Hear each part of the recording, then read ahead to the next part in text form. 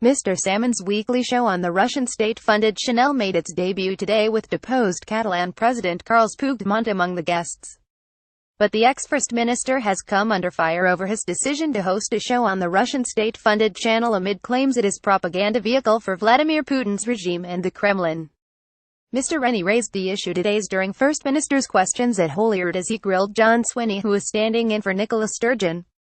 "We should remember this is the TV channel that seeks to undermine Western democracy and ignore human rights abuses at home," Mr. Rennie said.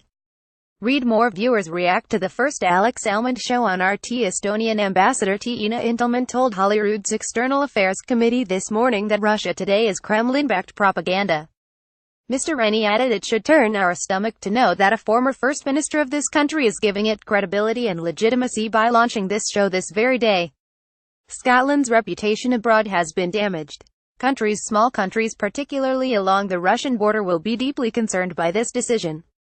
Salmond does not speak for Scotland on this.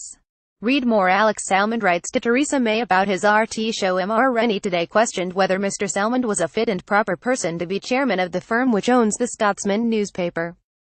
The ex-First Minister is currently part of bid to be chair of the board of Johnston Press, which owns the Scotsman newspaper. Regulation is devolved, Mr. Rennie said. So it's reasonable to ask whether Salmond would be a fit and proper person to own the Scotsman when he is being paid by President Putin's propaganda channel.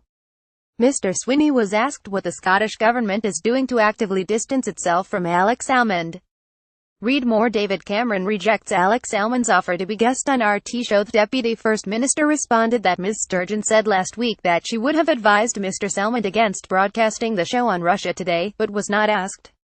But Mr. Swinney pointed out that Liberal Democrat UK leader Vince Cable has previously appeared on Russia Today. He said that today's debut show had guests from the Labour Party and Tories. He added the whole debate has been struck by a stinking reek of hypocrisy from every other political party on this question.